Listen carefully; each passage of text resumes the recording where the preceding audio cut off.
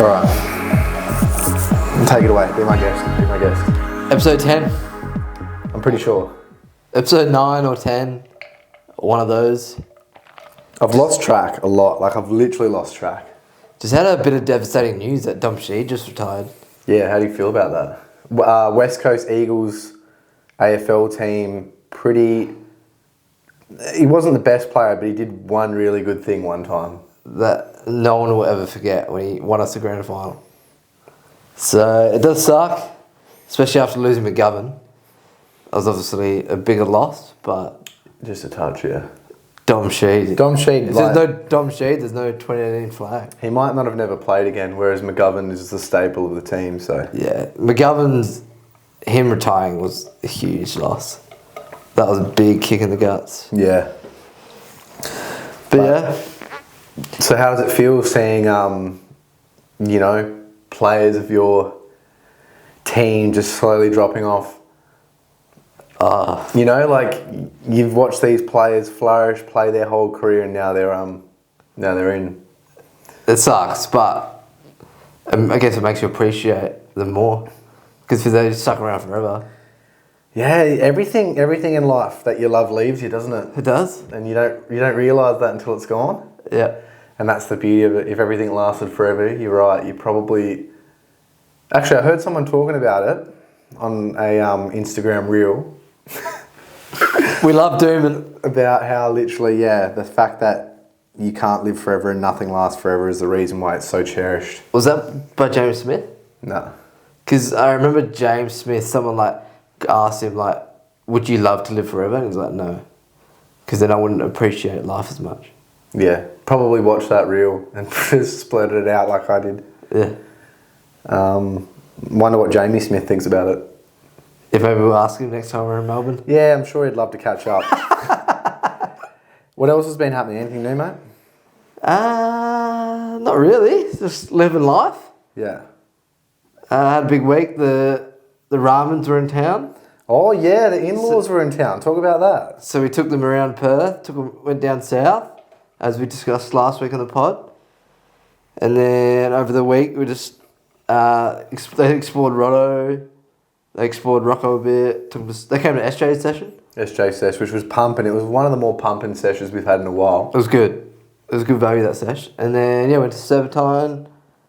Did the Kings Park lights, which is everyone was raved about. It was good, but I don't know. I don't think it was worth $40. Yeah. But, well, how about you? What do you expect from a light show? Well, what do you reckon they could do to put a better... display on to try to get that price for their services? Oh, I don't know. But I just think it just didn't need to be $40. Yeah. See, if it was either free or cheaper, you would think it's a lot better. Yeah. But as soon as you pay for something, you expect it to be a lot better, you know what I mean? Well, the government has more than enough money, I'd argue, to probably pay for that. It depends who's actually putting on the display. Because I was thinking, how much money, once it's set up, would it cost for them? The actual city of Perth? Yeah, there was a few workers, as you're walking around, directing people, but still. Obviously, the electricity bill would be a bit, but I don't know. The amount of people there was a fair amount. I heard lots of people went, yeah. It was still good, don't get me wrong, but, Yeah, I think you would have thought that same thing if you went. I can't think of a particular light show I've ever seen. I don't think I've seen a light show to compare it to. I've seen one in KL, but it was for free. And they do it every night. And how was that? It was pretty cool, yeah. Better than the Perth one? Different. So, it's not probably. Nah. But yeah, how's the body? Pretty good. Yeah? Yeah, it's pretty sore, but a good sore. I've been really trying to get some good hip extension, trying to work those glutes really good. So yeah, that's feeling good. Haven't had the best training possible. Yesterday, when I thought I had an hour till my client was rocking up, and then 10 minutes into when I decided to train, she said she was coming in 10 minutes. So I had to do my plyos, work for 3 hours, and then at 7:30 do my session. There's nothing worse than that when you think you got enough time to fit a session in, and then it gets interrupted. Yeah. But Skepta and Fred Again's new song is out. Good. And that got me over the line. I listened to that about 3 or 4 times during that session. I haven't actually listened to it, so I'll give it a listen. Yeah, no, it's really good. It's really good. How's your body? Yeah, good. I haven't... Probably the last week, I didn't train that much. It was probably was a good thing, because I think my body needed a bit of a rest. Like a little bit of a natural deload? Yeah. I didn't play basketball at all last week, because obviously the Ramens are in town, so I was spending a bit more time with them. But back to normal this week. Yeah. So you need it as well. Yeah. Speaking of basketball, though, we were in the shop yesterday, loitering around, procrastinating. As we do. And you asked me the question, because you play with a size 6 ball at the games, but you play with a size 7 ball just locally. Yeah. You said, like, which one should I get? And what did you were leaning more towards a size 6 because that's what you'll use at the games? Yeah. Well, I thought about my answer then, but I wanted to leave it till the podcast. If I was you, I would probably use a size 7. What, for training? Yeah. Because, the size 6 is more appropriate in comparison to what you will use for the games. That's the ball you'll use. It's the official ball. Yeah. Official size. However, working with the same size ball, I believe, pales in comparison to just getting your confidence up. Yeah. So if you it doesn't matter what ball you use, but if you use the ball size 7 and you're making shots in games and you're actually practicing and making shots under pressure, I think that's way better for your skill set and to perform at the games. Just having that confidence, seeing the ball go in. You'll be able to adapt. You'll easily be able to drop ball size. And then you've had that confidence going, I'm making shots in games against average size people that it doesn't really matter. Whereas if you look at the other side of the equation, you just use a size 6 ball when you train because it's more applicable to the games, but you're worrying too much. I think you're worrying too much, personally. That's a good point. No, I rate that. Yeah. So nothing will beat the confidence. Like, players in the NBA, there's no 3-point specialist that can't shoot threes. It's just a matter of their confidence. Yeah, true. Klay Thompson shot like 15 threes in a game in. He wasn't a better 3-point shooter then than he is now. He was just had loads of confidence. More confidence. Yeah. Well, for the game for Germany, I felt so much better overall leading into the games and then just playing. And that obviously, the output was so much better because my result. I played better. As a team, we played better. So yeah, it makes sense, doesn't it? Yeah, it's one of those situations where it's like, how big of a rock is the size of the ball you use in training for the time being? Yeah, and the game is still 2 years away. Like, I wouldn't worry that much about the size of the ball. I would worry about shooting more. And playing. Does that make sense? Yeah. So we're having this conversation where like, I'm trying to like split hairs here. What size ball should I use? Maybe you should change that to, I should literally just shoot. Yeah. Do you know what I mean? Shoot your shot. Because it's like, it doesn't really matter if you're not shooting. Who cares what ball you use if you're just playing games? True. Alright, I'll stick to 7 then. No, you're missing the point. You're missing the point of the... No, I get what you mean, yeah. You shouldn't come out of that saying, I'll use the 7. You should come out of that saying, I will go shoot an hour a week outside of playing. Yeah, I need to shoot more. Yeah. But I need to work more, so...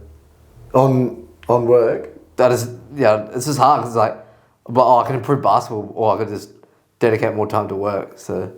Yeah, what could I say? Just imagine saying that to Kobe. Imagine saying to Kobe, I want to get good at work. Yeah, but his work was basketball. Yeah, but then he became a best-selling author, managed a book company. He literally You can find a way, won an award for a movie, making a movie. Like, everything he did, he was hell good at. True. And, all right, let's reframe this. I'm not sure what I'm going to title this on the podcast because I don't even know what we're talking about. Let's reframe that. you can't. You just said you don't want to jeopardize work for practicing basketball. How can you frame practicing basketball in a better way that it won't jeopardize your work? If anything, it'll probably help because it's like an hour break. Because it's only an hour. Yeah. Yeah. Bit of a mental break from work. Exactly. Like shooting a basketball is, well, for example, me, I'll doom scroll for like 40 minutes. I could easily study Slovenian for 40 minutes. Yeah. And it's not that taxing on the brain. It is taxing, don't get me wrong. It's a little bit taxing on the brain to do it. But I can do it. And that wouldn't jeopardize my work. That would just be me using my time, utilising my time. Do you ever feel guilty though when you do things that aren't work? Yeah. And you're like, I just spent an hour doing that. I find it with training sometimes. Today, I trained, it felt like for ages, probably trained for about 90 minutes. I was thinking like, why can't I just train for an hour? It's only 30-minute difference. But I felt guilty because I could have been working for half an hour. Yeah, I feel that as well, but you just got to frame it in the right way and you got to ask yourself why you're doing it and what benefit you're getting out of it. Yeah. And then, for example, you got to eliminate all the friction. So if you were to want to shoot more hoops, like you could be working at home and have a basketball hoop at home. And you could walk out and you could shoot for 10 minutes 3 times a day. That's 30 minutes, and it's just breaking up that monotony of work as well. So it's not going to jeopardize your work. No. Perhaps it's going to improve your It'll probably performance. improve it, yeah. I actually had a basketball ring at home, but then one day, like there was no water in the base. Fell over And broke. Pretty devastating. Yeah. Should get a new one. I'd love a basketball out the front. Just to. It's so good. How good would it be if we had a basketball at the office and you just, work's getting annoying, like bit of brain fog, go out there and just shoot. It'd be so good. Crush some buckets. We should get one at Revo. It would never happen, but... Yeah, Revo wouldn't do that. Nothing against them, but... No. You can learn to dunk. Yeah. That's something I want to do, and like you said, I'm just finding excuses not to. That'd be cool though. Yeah, it would have to be, for me to be able to dunk, because I'm like 5, I don't know, 9, 5'8", 5'10", I don't even know, somewhere around there. It's a huge effort. Huge effort, but I think you can do it. Yeah, but I would have to dedicate all my training to it almost. Well, you got the off season coming up soon. I think you can do it. I know, so I'm just weighing up, is it worth giving up all the other physical qualities essentially? Or, because yeah, general physical preparedness, that's the best. But if you want to learn specifically how to dunk as a 5'8" dude or whatever, you got to dedicate it. You can't focus on that. You have to just brush that all aside and specifically work on that speed, explosiveness, power. I think you should do it. That'd be cool. A good challenge. Yeah, I wonder what I'd do. I wonder if I'd lose. I think I'd lose a couple kilos as well, even doing it. Yeah. I feel like if I'm dunking... You're pretty lean at the moment though. Yeah, but I'm thinking fat don't fly, and if I dropped a couple more kilos and maintained or improved the strength and the power, I honestly think I could. I reckon it would take me like 4 months though, 3 months. Do a series on it. Oh, I could. Yeah. Don't be scared. I'm scared. I'm petrified of everything. Shout out Alex Connor because he challenged me not to say yeah in the podcast. Oh, have you said it? And I said yeah about 10 times, I reckon. Oh, have you? Yeah. I'm hell thinking about it. I haven't even been listening. So, I'll see if I say it any more times from now. Yeah, he wanted a shout out. He reckons he didn't hear it in our other video. So shouts out to him. He's good news breaker. He can break some pretty formidable news to people that you probably haven't broken. He's really good at that. Arguably the king of doxing, but he's a legend. He's a good guy. Great fella. Got a couple questions from him later, but Jump. so it turns out I'm Slovenian. You are. If you haven't heard, Jake's Slovenian. He's been to Slovenia. He recommends Slovenia. If you go to Slovenia, you'll say it's really good. Yeah, he's also written a few itineraries for people that go to Slovenia. If you know me, you'll know it's probably every third time I say something, I'm like, oh yeah, I'm Slovenian, also just letting you know. Which I'm actually... Which isn't a bad thing. I'm not really... Yeah. Well, I'm not. I'm born in Australia. Yeah, but you're still Slovenian. Yeah, but I am Slovenian, yeah. But, I've heard you say a couple times recently, you've mentioned Slovenia. Yeah, I do want to go. Yeah. I keep seeing like posts on Instagram, as we do, dooming. And I just keep seeing how underrated it is, which I already know because a few of our mates have gone from your recommendation and said how good it is. Yeah. So now I want to get there before it becomes too widely known about how good it is. TikTokalized, yeah. Yeah. Because it is. It's really like a hidden treasure for the time being, which I don't know why. It's literally smack bang in the middle of Western Eastern Europe. Yeah.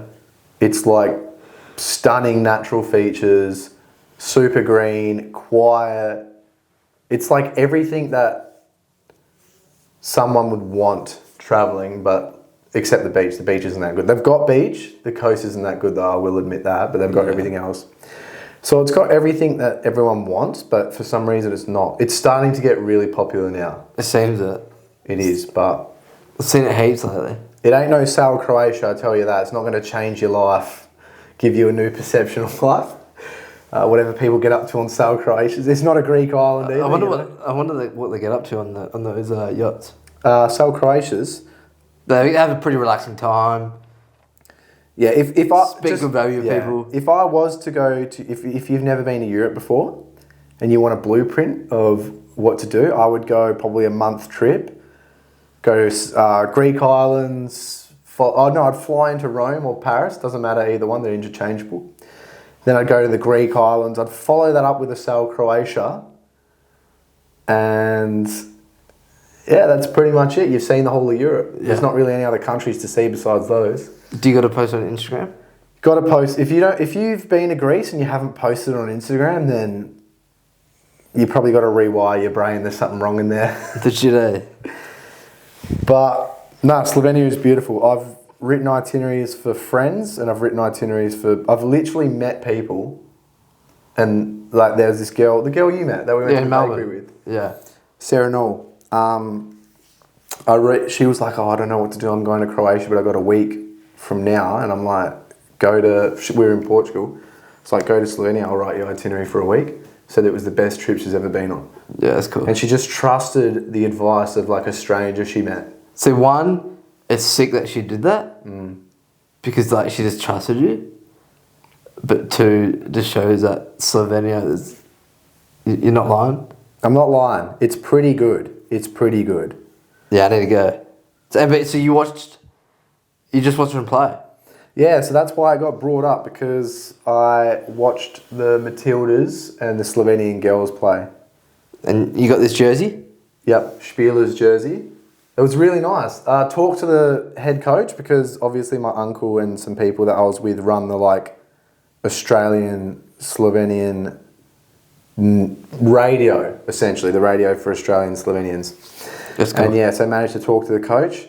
Spieler gave me the jersey. Really nice girl. Sent me a message on Instagram when I shouted out. So that's cool. You love that? Yeah. Najlepša hvala za lepa majica in srečno z tvoj nogomet. Yeah, thanks.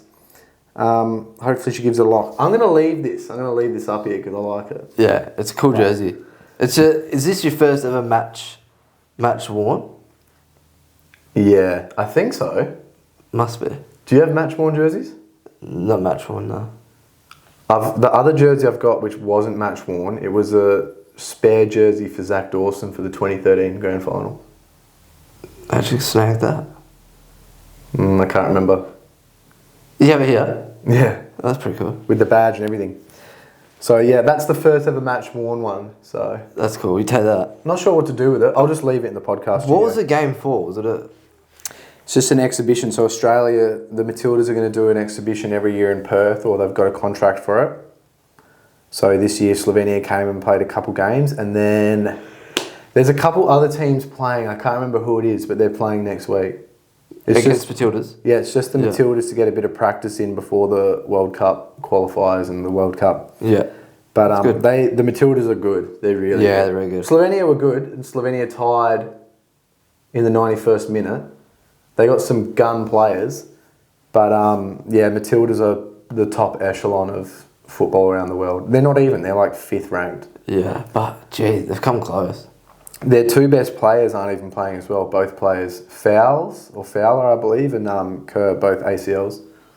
So they should don't be even have back a full, soon, though. Yeah, they don't even have a full squad. Yeah. But the thing I like about the Matildas is that they've brought female sports to the centre of attention in Australia. Yeah, I have. Because football it's never really been big in Australia. Obviously, when the World Cup comes around and we're playing, like a little bit of hype comes around. But Matildas now, whenever they play, like, it's talked about. Yeah, it's people hype. go to their games. Like, that was just friendly and there's still a fair amount Yeah, of like people 14,000 people. And that's good. Twice in a week. It's good, man. It's good seeing like young girls there, like really excited and being like, this is awesome. I love this. For the Matildas when they didn't really have that opportunity before. Yeah, it's really good. But I feel like football is getting more popular in Australia. Not so much here. It is popular, don't get me wrong. The NPL is not bad. But over the last 10 years, it's like, I guess not even the respect, because I swear, like, when I was younger, like, people, football, it's not AFL, it's not hard. But now people just appreciate the sport. Yeah, I reckon real blokey blokes are kind of getting old, and then these young dudes are like, whatever. Yeah. But I think over East, football's way more popular because you got so many wogs. That, and I guess there's a lot more A-League teams. Yeah. Sydney and, what are they, the Mariners? Mariners, where are they from? I don't know, Sydney? Sydney Mariners. I've got no idea. I don't even know. Have you been to an A-League game? Really? I want to go to their shed, though. I used to go when we were kids. With Maz? Yeah, me and Maz used to go in with like cans of JDs in our jocks. Respect. And we were like probably too young. Obviously, irresponsible thing to do, but when you're a child, look, it's not that irresponsible. It was fun. And I thought that was cool football until I went to Europe, and then I was like, yeah, the A-League's very like... It's got nothing on it. Not a lot going on. Yeah. But it was a lot more popular, like when Perth made the grand final in like around 2010, they had a rivalry with Brisbane, which was really good. Brisbane Raw? Yeah. I don't know if you know about the dive. No. Brisbane Raw had this Albanian player who was a gun. Forgot his name. But basically he was driving to try shoot and literally dove. Like didn't even get tackled. Dove. And there was no like VAR. And they called a penalty and Perth Glory lost the league because of that. Barisha. His name's Barisha. That's shocking. So we hate Barisha. He's a good player, don't get me wrong, but... Was that Perth Glory's like, they haven't had hope since? I think they've won one, but that was when they were at their best. That was like the peak of A-League. Yeah, right. Pretty sure like Del Piero was playing, he was playing for Sydney, not those two teams, but he was a legit... I think he won the... He came like second or third in the Ballon d'Or before. Gee. And he was playing for Sydney at the time. That's pretty cool. Yeah, so that was cool. And yeah, it's good. It's just good seeing the Matildas like... And girls' sports getting fucking big. Getting recognised. It is good. It is really good. Really recognised. Like Women's AFL. football is good. Football or Yeah. AFL? Football. Yeah, it's really good. You've got some guns out there now. Even the AFL expanding, like you got some legit guns running around there. Yeah. AFLW's improving heaps. Yeah, gonna have to go to a game. Gonna go to the Kangaroos Fremantle game. Ariana Hetherington game. Yeah, respect. Yeah, shouts out to her. Great friend of SJ, so yeah, we'll give that a watch. That's in July, late July. Oh, that's in like 4 weeks. Well, it's 1st of July today. Yeah. So a few more weeks. Literally. Fuck, That's time's crazy. gone too fast, eh? I just wanted to touch on solo Schooeys. Yeah, underrated. Very underrated. I used to be really against them, eh? Like, why? 'Cause I just was like, I didn't like doing stuff alone when I was younger, and then I thought like, why would I have a beer alone? I always thought that having a beer is like a social thing. There's no reason to drink unless it's social. Yeah. But gee whiz, a solo Schooey's good. You had one on the weekend? I had before the one, game? yeah. Went from the Slovenian club to the city to walk to the game, and yeah, had a nice solo pint. I have pints, I don't have Schooeys. Yeah. But it originates from that Facebook group where like you get flamed if you drink a pint. A solo pint? Yeah. Like, people will post a solo pint and people will be, like, arguing, delete them off the page, like, kick them out of the page, kick them out of the group. If you have a solo Schooey, it's fine. Schooey, yeah, it's meant to be a Schooey. Yeah, right. I don't know that. Not sure why, but... Must be because it's the Eastern States. That's why. Yeah, probably. But then does the whole of Eastern States drink Schooeys, or is it just mostly Melbourne? What about Brisbane? Nah, Queensland, yeah. Because they drink Schooeys. When I went to Queensland once, I asked for a pint, and they're like, we don't do the pints. What? And then I found out everyone... When did you go to Queensland? Oh, it was for like a training camp for Dwarf Games. So I've been there a few times. But so did you get all pissed? No, it was just like, the camp finished, and we're just having a pint or a Schooey. Yeah. Before we flew out. Yeah, they do Schooey. Oh, at the airport? No, I was at some like sports club. Yeah, see, I would have ducked off from the group. But they just didn't... No, because there was this one little... It was like a bowling club in a random area. Yeah. So, and they all had was Schooeys. Yeah, I would have ushered myself away from the group and had that thing solo. No, you wouldn't have. I'm not drinking... I'm not drinking a Schooey with... the only time I'm drinking a Schooey is alone. What did you have the other day? A pint? In the city? Yeah. A pint. I'm not getting a Schooey. Yeah. But, yeah, I can't justify buying anything that's not a pint, especially here when the prices aren't, like, extortionate as fuck. Because you're paying, like, $12, $13. Because the price difference between a Schooey and a pint isn't much. Street Eats Eatery in Yagan Square, $7.99 for a pint. It's cheap. If you ever want one, yeah, that's where I go. How can you deny that? Street Eats. I'm paying $8 Where's for a that? pint. Street Eats. Yagan Square. It's in that like shopping complex at Yagan Square. Where the screen thing is. Yeah, Yagan Square, for anyone that's not in Perth, it's called Smash Square.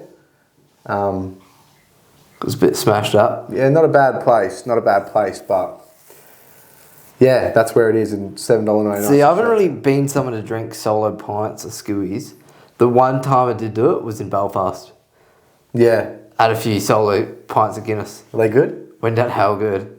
From where? Just a random pub? Just someone I know, she's from Belfast, my old manager. And I messaged her, I was like, I'm in Belfast right now. What pubs do I need to go to? And she just told me a few different pubs. Yeah. And it was like towards the end of my trip, so I was mentally just hell fried. Like I was just cooked. I couldn't really be bothered socialising with people. So it was like the perfect, like, I just went and got a feed, had a couple pints, and then just walked around, went to bed. Yeah. But yeah, solo Guinnesses are good. Yeah, I need to have some solo Guinnesses. I just really like having a beer alone now sometimes. Even like nowadays, I started doing recently, which was shit because the sunsets have just started getting shit when I started doing this, is I'll go for a run on the beach. Then I'll park my car up on the beach. And so once I finish my run, I'll sit on top of my car, 1 beer, 2 beers out of the esky. Nice. Watch the sunset. 1 beer, I'll just sit there and have it. The second beer, I'll allow myself to listen to music. That first beer, because sometimes I don't have two, I just want to make sure that I sit there and just like enjoy the moment. Really appreciate the moment. Yeah, and I reckon this might be a hot take, but I think alcohol helps with mindfulness if you have like one. Obviously, there's a law of diminishing returns. The more alcohol you drink, you won't be mindful because the whole point of alcohol is that it blocks your like thinking receptors in your brain, essentially. But do you need alcohol to have it to help, or you just think it does help? Oh, it helps, man. It helps me get to sleep at night. Nah, it wouldn't help everyone though. No, I don't know what it is. Like I can sit there and just have a beer, and I'm just like enjoying it. But what if you had like another drink and you were just being mindful, but you weren't thinking of like, oh, if this was a beer, it'd be way better. I don't think it would be as good. Because you know that like a pub squash. Yeah, but is that because you know how it feels to have a beer? Yeah, it could be because in your brain you're like, a beer would be better. It could be a variety of reasons. I could imagine the dopamine hit you receive from knowing you're going to drink a beer because of the effects that beer provides the brain with and the body that makes you feel good. Being drunk feels good. Not that you get drunk off one beer, but you don't get nothing. Like, you get a tiny bit of a little kick. Yeah. It just helps me appreciate. Really helps me appreciate the ocean and just where I am. It makes you be mindful. Makes you be where your feet are. Never heard that. Where'd you hear that? You taking the piss? Yes, you are. I'm not. I don't know. I heard it heaps. Dill Buckley said it before in his pod. Yeah, I think it's probably Dill Buckley, to be honest. Helps you remember where your feet are. No, not that. Just now I've forgotten how. Helps you know where your feet are. That's what you just said, I think. Yeah, but it's be where your feet are. Be where your feet are. Sorry, that's my mistake. Yeah. No, that's good. I like that. So then you're just there in the moment. Because also another thing with mindfulness is that sometimes I struggle to just sit there, and I need some sort of external thing to like.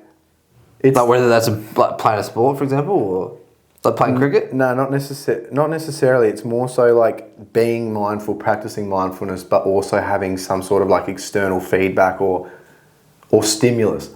For example, people are always talking about how you have the best ideas in the shower thoughts. And it's because you're standing there doing nothing, right? Yeah. But you've also got water dropping. And so you're getting a little bit of water on your skin and you're getting a little bit of noise from the water. So you're not just standing there. You've got these little external things happening around you. Yeah. Same as when you drive and like you don't drive in silence, but you just like, or no, when you drive in silence, but you're driving. Yeah, So you're you're sitting there in silence, but you're also slightly, because driving is like the back of your hand. Yeah. Once you're doing it. Yeah, so like you're not concentrating 100% when you drive. It's kind of like clockwork, but you obviously are concentrating. But it's the fact that you can just be mindful while it's a little bit of something else is going on. Which is what a beer is like for me. I'm sitting there, I'm being mindful, but at the same time, I'm just like having a cold, crispy beer and I'm enjoying it and appreciating it. It's good that you see the benefit to it. That's why some people do ice baths. Yeah. Because it makes them just be so present. Because all they're thinking about is how cold this is, and then all they focus on is their breath. Yeah, but that's like different. It's a different mindfulness, I guess. Yeah, that is a great way to practice mindfulness, but it's a different, because the ones where, like, say for example, me having a beer is just like you're just enjoying a little bit of something. So I'm being mindful, but it's also making me think. Whereas like an ice bath, all you're thinking about is just trying to survive. Just trying to survive. Yeah, I'm trying to get better at mindfulness, or just trying to be present. Like, it's so easy sometimes in the day. Even if you're talking to someone, like, I don't know, you're at the gym, and you're trying to finish a session because you're like, I've got so much work to do. And then you're speaking to someone, and you're just trying to have a chat with them, but then in your mind, you're like, oh, I need to end this chat. That's when you feel guilty. Like when you were talking about before, when you feel guilty, that's a moment where you do. And you're speaking to this person, you want to be present speaking to them, but then in the back of your head, you're like, oh, looking at the time, I need to finish my session so that I can go do my work. Yeah.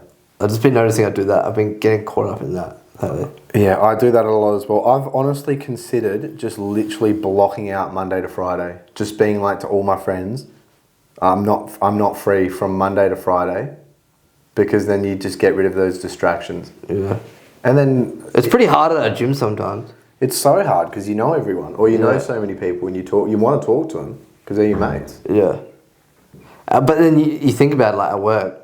If someone works a 9 to 5, if you call them up, they just plug them at work. You're like, okay, no, bye. Yeah, exactly. So you got to clearly define that you need that time to work, like for a sole trader. Yeah. Because people are always like, oh, you got like... Oh, you got so much time. It's like, oh, you can work whenever you want. Just come, like, have a beer or, like, come do this. And I'm like, well, that's... If I do that once a day, I'll never get, like, thorough work done. So true. When we started doing our podcast and stuff that we do online now, if I wasn't doing a session, I'd be like, okay, I'm not working. Free time. Go play basketball, go to the beach. But it's not really the case anymore, because if you want to work online, you got to work. Yeah, it's a lot of work.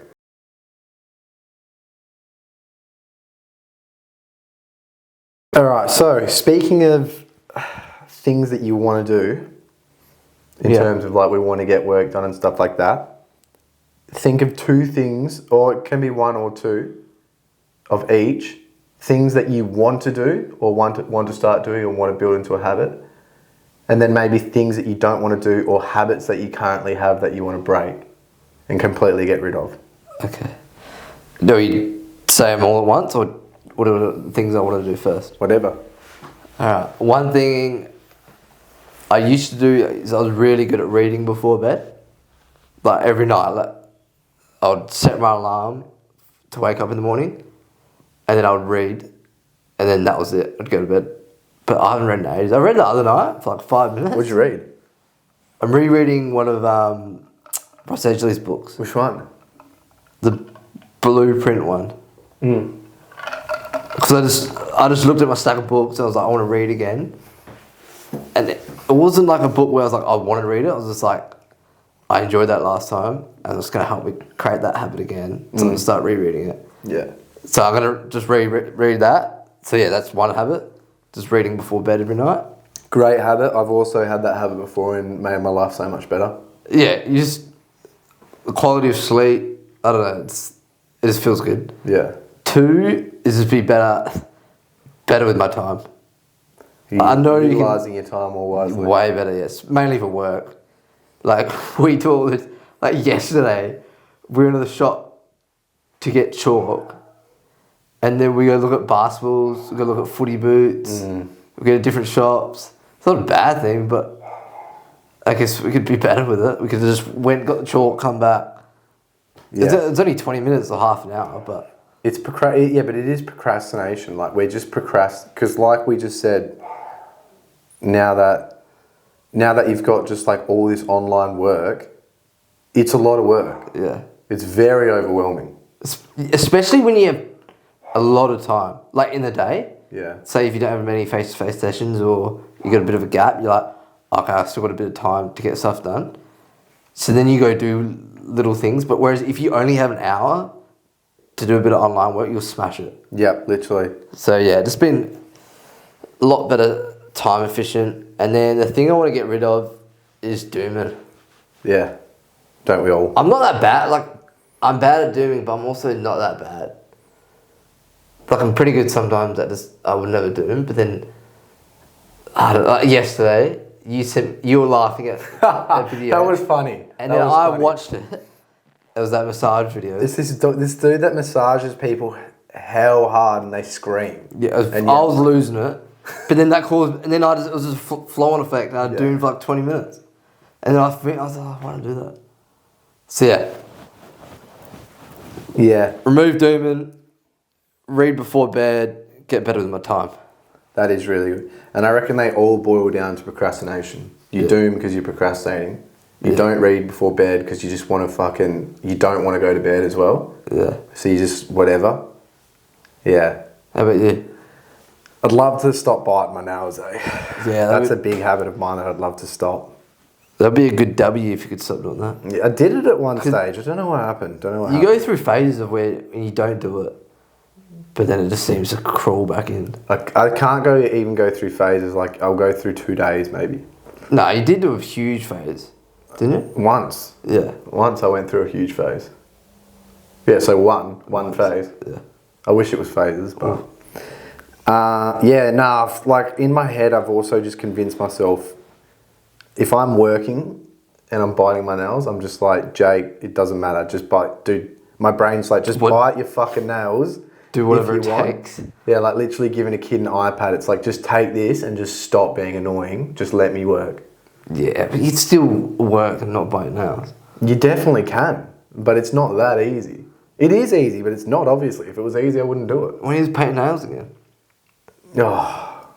Can't you do it like a clear colour? No, it doesn't work. It doesn't work. You need that visual cue. The only time it's ever worked was when I had like fully black painted nails. And you just can't. I don't know. I can do it, but it's just raised eyebrows, people ask me questions, it's annoying. Can't you just like create a habit that, I don't know, you think your nails are disgusting? So like you don't want to get... Nails are You're disgusting. such a germ freak. Like you hate germs. Oh, I get freaky with them. Whereas, but then you chew your nails that touch everything. Yeah, I don't know. Yeah. That's definitely the habit. That and doom scrolling Yeah. are the big ones I want to stop. And habits that I want to start is I want to study more, especially like Slovenian. It annoys me when I'm with Slovenians and I just sound dumb. Yeah. And like I sometimes don't understand what they say because it's like... Did that happen on the weekend? A little bit. No, like I understand what they say, but not perfectly. So like, I have to guess a lot of what people are saying. Someone says 10 words to me, I understand like 5 of them. I have to piece the rest together. But it's just annoying because I was there a couple years ago and speaking to people relatively good, and it's just the fact that I don't study. Wasting away. Like, what are you going to do to get better at it then? Well, I'd like to do 20 minutes a day. Can you watch movies or in Slovenian? You can. Or listen to music in Slovenian? Yeah, you can, but it needs to be like dialed in study. I can listen to music. Oh no, yeah, dial in study, but then the help of that. No, I do listen to music and stuff like that. But yeah, doom scrolling actually helped me quite a bit with Serbian. Yeah. Yeah, which is surprising. Watching memes in Serb. That's... Like that helps me pick up words. No, I don't. But it's like as effective. See, that's a thing where it's a negative, like doom scrolling, but there's a positive to it. Maybe I should be like, you can doom scroll, but it has to be in Serb. Yeah. Like my cousin in Serbia is like 10, and he speaks fluent English, and it's because of like TikTok. It's crazy. Yeah. But yeah, I would love to study. Even sports, it's just annoying. Like, I've got no time to study. Well, I do have time. You do have time. Like you said, I do have time, but I need to prioritise that. So I would love to study Slovenian for 20 minutes a day. You probably almost have to knock it out first thing. That's what the best I've been at it of recent years was when I gave myself a morning routine for like 70 days. I would wake up, I'd go for a walk, I'd come home, I'd study Slovenian, and then and every day I did it. Because you've already got the other things that you do that's just work, like editing, posting and all that. Like, you're not going to give that up. Whereas if you do all that stuff first, you'll be tired. It's so easy to be like, oh, I'll study tomorrow. Yeah. Whereas if you study first thing, just hit on the head, like you get everything else done still. I think I'll do that. I'll do morning Slovenian when I can, which isn't very often. And then I want to do a lesson a week keeps me very accountable. But then the only problem with lessons is that you can't get a lesson until it's like 6 p.m. and I'm fucking knackered at 6 p.m. and my brain doesn't work as good. But still no excuse. That's what I'll do. I'll try to do 20 minutes a day. And the other bad habit that I want to break is that I'm just giving up to instant gratification so easily of late. You got examples? Just eating whatever I want. Yeah. Like chocolate and shit. What, just like a younger? You just like... I don't know. I'm just fucking probably hell tired and your brain saying is bite like... on my nails. It's like, just eat that, whatever. Yeah. And I never used to eat chocolate back in the day. And there's nothing wrong with eating chocolate. There's nothing wrong with I'm literally eating whenever I see it almost, a lot of the time. You just got to remove it so you can't see it. Yeah, or just not do it. Yeah. It's pissing me off though. It's really, really frustrating. Yeah. I used to, because back in the day when I had a bit of acne, acne? Yeah. At one stage it was pretty bad. How's that? Pretty shit. I've never had it. I don't know what it's like, but it looks like it sucks. Yeah, I used to always like, I would eat a chocolate, I'd be like, oh, fuck, there's 3 pimples coming. Like, I used to have a bit negative with it. How'd you get rid of it? Well, I went to the doctors with it. Like, I got medication, but then I used apple cider vinegar to wash my face. How random. But I guess I just ate health. I ate clean. So it's mostly attributed to poor diet. Yeah. Well, that's why I found helped the best. So I was really good in that stage of not eating chocolate or sugar, and also dairy. Oh, really? But now it's fine. But yeah, no, it's fine. I think it's age. Do you like wash your face and stuff? Yeah. You have like a skincare routine? Yeah. Respect, man. I use stuff. What's that? It's The like brand. a brand. It's like a natural ingredient. Should get them to sponsor you. Yeah, they're on Dear Friends, so. But that's it. So those are the things. How are you gonna implement yours? Or read, so I gotta just read before bed. What's the other ones? Not doom. There's ways before, just think about it. Like, when I'm not dooming, if I go to doom, I will like really think about, okay, I don't need to do that. So that's that. Or I can obviously, there's that feature on your phone where it limits Instagram. But then sometimes Instagram is good for our work because you see stuff like good coaches post good content that helps sometimes. And then what was my other one? Oh, better time efficient. I think I just got to write out, like the other day I wrote out what I wanted to do and I got most of it done. And it was like I did all the little things that I knew weren't going to take time first, and it was just like a flow-on effect. Yeah. And it got everything done pretty much for the day. Yeah, nice. So I think just for being time efficient, whenever I write things out that I just got to visually tick, it helps me just lock in. So you reckon you'll do these things? Yeah. How sure are you? Sure as when you said you were going to learn Japanese? Yeah, it's easier. Are you going to do that? Japanese? Yeah. I keep saying I will. I reckon that boat sailed. I still don't understand the logic behind learning Japanese, but yeah. each their own. No, I still want to learn it, but yeah, it's just not a priority right now. How about you? How are you gonna? I don't know. I'm gonna have to think about it. Obviously, the Slovenian, I'll try to get it done early. Yeah. But I don't know. With the rest, the nails, I don't know. Like I just need to not do it. It's not that hard. Have you searched up ways? A little bit. We'll just search that up.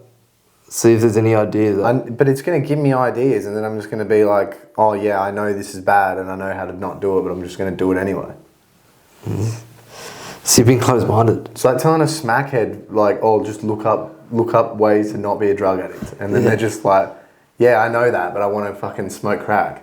When I used to bite my nails when I was a kid, my mum used to be like, if you bite your nails, there's a bigger chance that you're going to smoke when you're older. So I've always thought that. Probably true. Yeah. Oh, actually, I would love to see if there was any evidence behind that, because I reckon that'd be true. But it worked, because every time I thought about biting my nails, I thought that I was going to smoke. And you don't bite them anymore? I've never really bit them too much. Do you know what that means? What? You should start smoking darts. No. Yeah, I'd like to do that. Let's try keep each other accountable for that. We'll talk about it on the pod next week. Yep. How we've actioned these things and. Yeah, that'd be good. That'd be good to tell people how we actioned ourselves out of these kind of scenarios. Yep. Might have to read Atomic Habits again. Great book. This pod is powered by SJ's Community, where lifting, laughing and living better all collide. Check out our 7-day free trial via the show notes or in our Instagram. All right, we'll roll right into questions. If you have any questions, any fans of ours, please just feel free to reach out in our DMs or comment on our videos. Please do. I've got a question here that I almost forgot about that we got sent in From our good friend Charlie, an international listener. From Denmark. From Australia, but now lives in Denmark with his family. Essentially, he married a... No, he's not married. He's just met a girl, a lovely girl from Denmark. Don't know her name, sorry. They're engaged. They've got twins. 2 beautiful twins. They're absolutely having a ball, really enjoying themselves. He's doing good. He's learning Danish. Yeah, it's good. He's a Sparky. Did his apprenticeship here in Perth, and now he's a Sparky in Denmark. Ripper bloke, but his question was, I can't get it up here. Basically, if we could do a short stint of PTing overseas or interstate or wherever, where would it be? Oh, gee. And he said which country, so he's not saying a specific place, but he's saying a country. Gee, I'd probably go Europe. Yeah, I reckon that question is it's almost irrelevant the where would you PT. It's more so like where would you want to live, because you can PT anywhere. Yeah, you can PT anywhere. I'd probably do a country where I wanted to explore and to see, maybe like Switzerland. Oh, now that would be a sick one to do it in. Because imagine just on the weekends, it's like going to the mountains, trekking, just doing weekend treks, coming back. Good money too in Switzerland. Really good money. I'll just make sure to do my grocery shop. Like I'd live on the border, and I know, like France, on the border of France or something. or Germany. They bought Germany. Yeah, go to Germany, go to Aldi, come back into Switzerland, get my income. How about you? I'd love to do it there, but you'd probably have to learn Swiss German or French. Yeah, def. It would help. Which would be so annoying, but where would I do it? I mean, Denmark would be a sick place. Yeah. Those Scandinavian countries, they'd be really cool. But you're right, Switzerland would be hard to beat. Switzerland would be really hard to beat. It is really nice. Or Slovenia, if I could get a good job, like if I could get a good income. But then you don't want cold weather. I don't want cold weather. If it was a short, let's just say, Charlie, 3-month stint. 3-month stint, I'd do like a Swiss summer, Slovenian summer, maybe even Spain. I'd love Spain actually. Spain would be my go-to. You've mentioned Spain a few times in before, like this Yeah, question. I might actually do it. You might have to action question. But yeah, that's what I was thinking. That's good. Question 2 from Alex Connor. What kind of results have your clients achieved and how did they get there? Lots of different results. A lot of different results, but they normally always got there just through being consistent. Oh my God, I was literally just about to say that before you said it. Whether it's like you've obviously got a lot of more rehab clients, or I've had clients who've lost weight or strength related goals, and it's always just being consistent. Yep, 100%. Being consistent in and outside of the gym, whether it's to do with their training or to do with their food and everything. But yeah, it's always just being consistency. Yeah, that's it. It just boils down to consistency. Whether you just put the sheer amount of effort and volume into what you kind of want to achieve. Yeah. Exactly. It's exactly my thought process with things that aren't even exercise. Say like me practicing Slovenian. I don't have to talk all day, even though that would be way better. But I could consistently do 20 minutes a day and get some pretty good benefits from it. Yeah, 100%. But what kind of results have we achieved? Every PT gets weight loss results because 100%. That's like the main... A lot of reasons why people get PT is because they're trying to deal with some sort of pain body they have. Yeah. And they need that accountability. Yeah. Like they kind of know, like every client I've had where they want to lose weight, like you ask about food, they're like, yeah, I know it's food. Like they know their problem, but they just need that help and guidance and continued support. But the actual results, I think I mentioned the other week, one of my clients, Jacob, who walks to work in this area, so he often sees you. He's lost... Walks past the studio regularly. Yeah, he's lost 15 kilos. Since you started training? Yeah. When was that? What month is it now? Probably like 4 months ago? Yeah, it's around, I swear it was around Feb. So January, that's Feb. like 5 months ago. Yeah, I think so it's he's Feb. literally losing like 3 kilos a week. He's lost a crazy amount. And that's, like, we haven't done any calories or anything. I just said to him, like, at the start, like, write down what you're eating. And I just said, like, cut out the crap. Like, he cut out his sugary drinks. He was drinking heaps of like, energy drinks, just for the sake of it. I said, if you want to drink them, just drink the no sugar ones. I was like, just whenever you eat something, just think about it. And that's all he's done. And he trains twice a week now. Yeah. But for a while, he was only training once a week.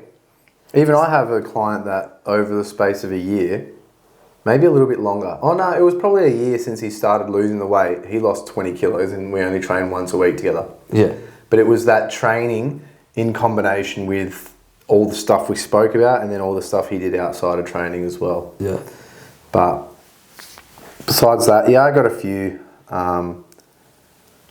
weight losses. I got a lot of, like you said, rehab, because I like that stuff. Yeah. And they've mainly all being consistent with their training.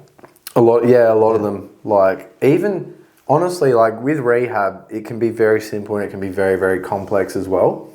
Sometimes I'll get complex as fuck cases where it's just like, this is all over the shop. Let's just go back to like the beginning and start like really simple and just get, sometimes it can be super intense, and then you just go back to the basics, strip everything back, and then eventually they get good. Yeah. With that consistency. Yeah, it takes time. Yeah, it all ties back to consistency. But they're my favourite. It's when my favourite ever result probably, or one of my favourites, was this marathon runner that Matt Ramsden sent me. Oh yeah, that's cool. Shouts out to Ramsey, good guy, who is a very talented runner, very talented, and he had like such debilitating Achilles tendinopathy that he could almost not walk sometimes.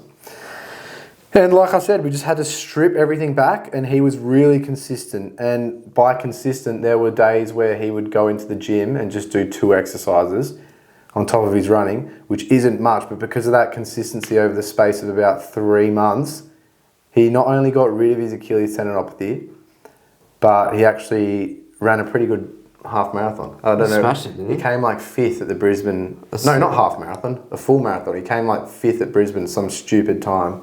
That's cool. That's a good result. It's great. And result. yeah, he just trusted. If you want results, whether you have a PT or not, you just got to be consistent and just buy into whatever process you're kind of implementing. The buy-in's so important. Yeah. So important. Like a shit PT can make so much improvements on somebody that has buy-in in comparison to like the most perfect program with someone that just doesn't have the consistency. Yeah, so true. But yeah, I think that answers that question. Yeah. Question 2. What's your approach to injury prevention and recovery? Kind of just spoke about that. Well, injury prevention is a very like hot topic term in S&C. You can't prevent injuries. You can manage load. Yeah, that's pretty true. That's a pretty true statement. Like, injuries are pretty unlucky. Majority of injuries are. Like, take Tyrese Halliburton, who just did his Achilles in the finals, for example. And there were so many coaches on social media that were just like, here's 7 reasons why he did his Achilles. Or like 7 ways you could have prevented him doing his Achilles, which is just, it's just mean, firstly, because he's fucking literally just snapped his Achilles in the most important game of his life that he probably would have won. Like, you're on the internet going like, oh, here's 7 ways that I could have stopped that from happening. And it's like, you couldn't have stopped that from happening. Like, he obviously knew the risk of playing that game. He would have liaised with the S&C, the health sector of the team, and they would have said like, the calf strain has X percentage chance of leading to an Achilles injury. They probably would have said like, honestly, like, you probably got a fucking 9 in 10 chance or something ridiculous like that. And he would have went, yeah, well, this is the most important game ever, so that doesn't matter to me. Yeah, so true. But yeah, injury prevention is like, technically you can you can't prevent injuries, but you can minimise the risk of them occurring. Deaths. So the whole injury prevention term pisses me off heaps. But how do you approach injury prevention? Let's just say that, because whatever term they're thinking of, let's just think the way they're thinking. They're probably thinking about like, if a client wants to play a sport and then they're like, oh, I'm a little bit worried about getting injured or whatever. Yeah, or I don't know, one of your clients says to you, oh, I want to play footy on Saturday, but my hamstring's a bit sore. What do you think? Oh, you reckon they're thinking about it like that? I don't know. Oh, I thought they'd be thinking about it like that they just want to play sport, not that they've sore. In that case, I would just say don't. You wouldn't recommend it. But in the case of like, oh, they want to play a sport, I would just say, firstly, just make sure you're strong. And then secondly, let's look at the demands that your sport places on your body. And then let's just try to prepare your body as best as we can to then deal with those demands when they're being placed. Because the reason why injuries can't be prevented is because you can do whatever you want with a body. And say, for example, let's just strip this right back to an Achilles rupture. And majority of Achilles ruptures, I think if you look in the NBA this year, there was like 9. And I think all 9 of them were from a false step. That's heaps, eh? It's the most ever. Yeah. A false step is when you know what a false step is. It's when like you go to put that foot back and plant and then drive forward. And when you plant your foot, it will just drop the heel like that. And a lot of times you can have a rupture. So, okay, that's the demand that the sport's placing on your Achilles, right? So how, from an injury prevention standpoint, how can we combat that? Let's get that calf complex and ankle complex lower limb super, super strong. Let's get it very, very elastic. So it's like a lucky band, essentially. Yeah. A lucky band. I don't know how you say it. And let's work on that false step. There you go. You're working on it as best you can be. You can work on that all day till the cows come home, non-stop. Have a really good Achilles tendon, like objectively really strong lower limb complex. But then you go, okay, do the exact same thing, but in the chaotic environment that sports is, which is just, it's unpredictable. You never can predict what's about to happen. Yeah. Plus, you have to perform at a way higher intensity to do things. Everyone's saying that Tyrese Halliburton could have prevented his Achilles, or they're going, oh, he did his Achilles because he did a false step. He does fucking false steps 100 times a day, every day for his entire life, and he's never done his Achilles before. And he just did it from a false step. So then Einstein, if you think the false steps why he did his Achilles, what's your kind of like consensus? Stop doing false steps? Yeah, dumb. Then he can't drive, then he can't attack the paint, then he can't run around and be agile. Then he's not Tyrese Halliburton, and then he's not in the NBA because he's not as good as he is, because that's how he's good. He's good because of his false step. Yeah. But all you can do is prepare your body to be as durable as possible for the demands that will be placed on it. So you can prepare his lower limb complex to be as durable as possible to then play basketball. But honestly, once someone steps on the court, it's like, you're never going to be able to, people that are in the biomechanics camp of like, oh, they need to change this about their biomechanics. It's not going to happen. You're not thinking about the way you're doing things when you're playing.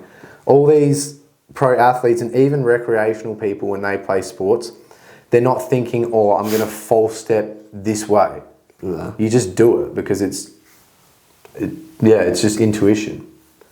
You just got to manage everything you can manage. And then, that's the second thing is, while making your body as durable as possible, to deal with the demands that are placed on it in sport, you also have to keep their load at a adequate state, really. So you can't overreach. If you overreach, you increase the chances of getting injured.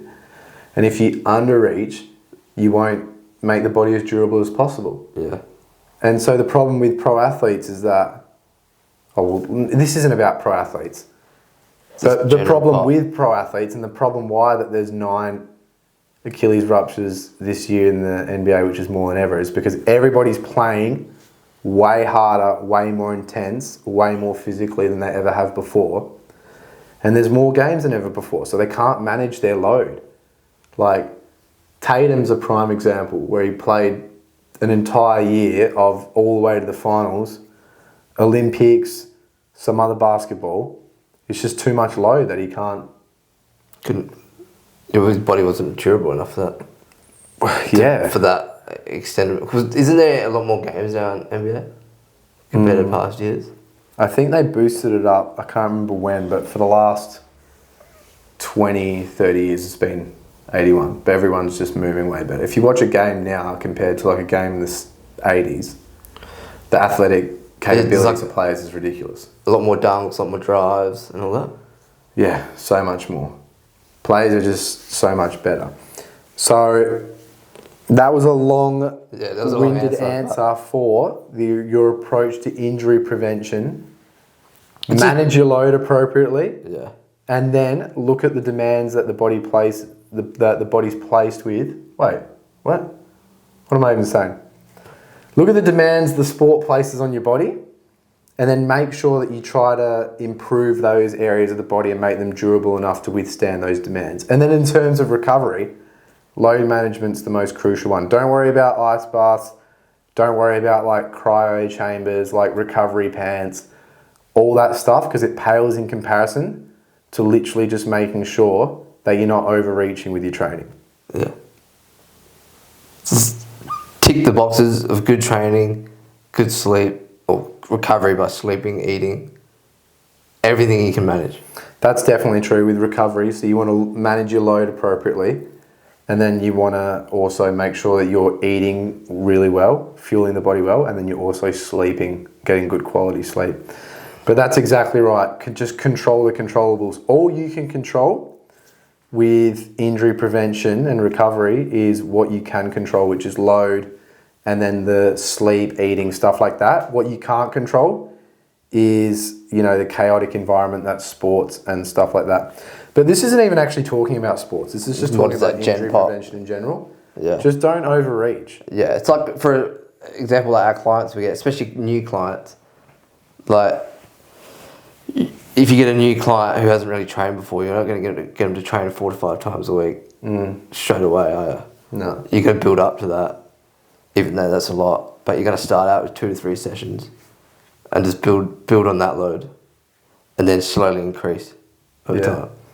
10% is a good rule of thumb, is that find a training stimulus that is stimulating to the body but is also not crazy. And then each week, if you increase that, whether it's volume or intensity, by 10%, you really severely minimise the risk of getting injured in comparison to whether you try to overreach. Yeah. Final question from Jack Allum, SJ's member, so good on him. Favourite random athlete ever? Mine, I've got one. My favourite, one of my favourite footballers ever is a guy called Diego Milito, who used to be the striker of Inter Milan. He's Argentinian, and obviously while he was a striker, so was Messi and Aguero and Higuain, so never played for the national team. Maybe he was a sub, but I don't recall him playing properly for the national team. But fuck, he was an absolute gun for Inter. He knew how to get to the back of the net. Did he win a championship or anything? I don't know, I'll have to look it up, but he was class, absolute champion. Good ball.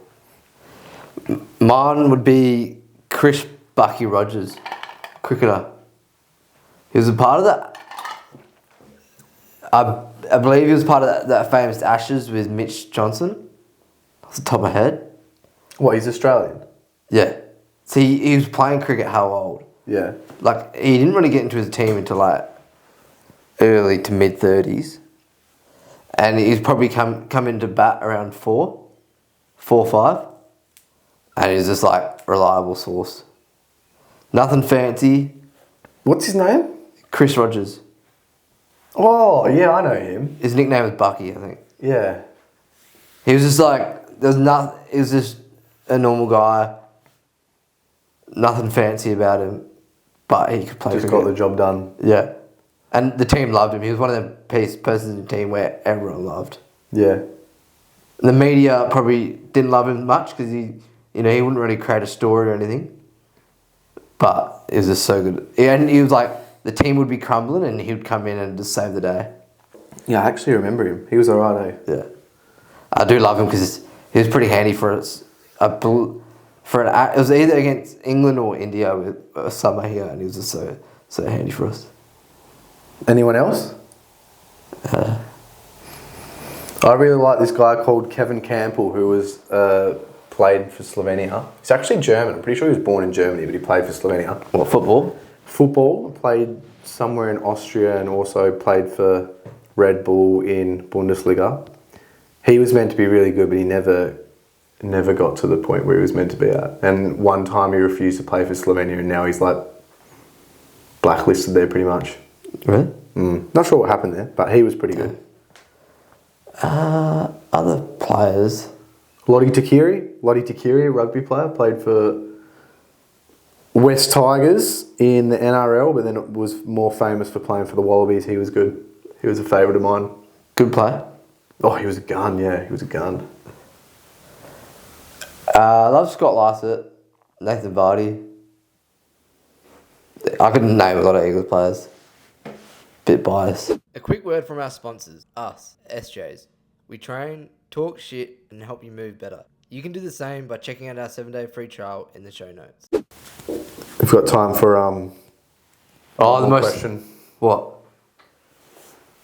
Overrunners? One more segment, yep. Okay. Time for one more segment here. Okay. Classic. Quick fire. Exercise cleans. Back in the SJ's program. Underrated. If it's quick fire, do I need to go into? No. Sport, netball. Severely underrated in terms of physically. The actual the skill of it is hard, don't get me wrong. Watching it. But the physicality, the amount of just demand placed on the knees and the ankles and the hips. Crazy, yeah. Yeah, it's just an absolute killer game to play. Yeah. And then you can comment on this one. Random is 10k steps. It's just it's underrated because people should do it more, but it's overrated. Well, what do you mean underrated or overrated? Like, everyone should be getting 10k steps, but the fact that it's 10k steps, it's like, go for a bike ride. I've got nothing against it. It's rated well. It's probably underrated. Underrated? I'm not going to dive too deep in, but I'm just saying everybody that's so fascinated to get their steps in, just there's so many different ways of cardio that you can perform.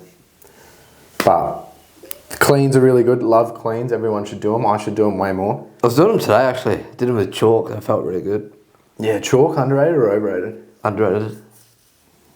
Like, is that the only time you've used it? Used it before? Oh, I've used it before in like another gym, but yeah, I don't think I was using it for cleans. But yeah, it's overrated in terms of how messy it is, especially in a commercial gym where they hate it. But it's better than liquid chalk. Liquid chalk's not good. Yeah, I wouldn't use liquid chalk. Yeah. I respect myself. Well, you would. If you needed chalk and the only one was liquid, you'd use it. Yeah. But So you're a liar. I respect myself, so I'd still get the chalk, the normal chalk. Yeah, okay. Fair enough. That's it. That's a wrap for episode whatever this is. 9 or 10. Take your pick. Possibly 11. It might be 11. I think it's 9. No, I think it's 9. Yeah. No, this is 10. Yeah. It definitely. It's powered by SJ's community. Yeah. That's these two guys right here. Yeah. JS. If you have any other questions, feel free to send them through. Please. If you want to rate and review the podcast, that would be really nice. It does go a long way in allowing us to keep running this. You're putting food on our table. You are. And others, actually. We feed other people sometimes as well. We're going to feed people at Paint and Sip, so... Yeah, paint and sip. But is that an open event? Yeah. Is it? But we are capped at certain numbers, so if you do want to come to Paint and Sip, please let us know. Yeah, if you do want to come, yep. And I said a lot more than 10 times, so... Were you actually not trying? I was at the start and then I kind of gave up. Yeah. But I'm sure Acon will let me know how many times I said it. Yeah. That's it. Enjoy yourselves. Take care of your loads appropriately. Grab a couple of solo Schooeys if you can, or even better, go with some mates. Depends on how you feel. Shouts out to dogs, and yeah. If you want good training, hit the link in our bio. You can get access to 7 days for free. For free. Thank you. Take care of yourselves. Bye, Fish Spieler. Ciao.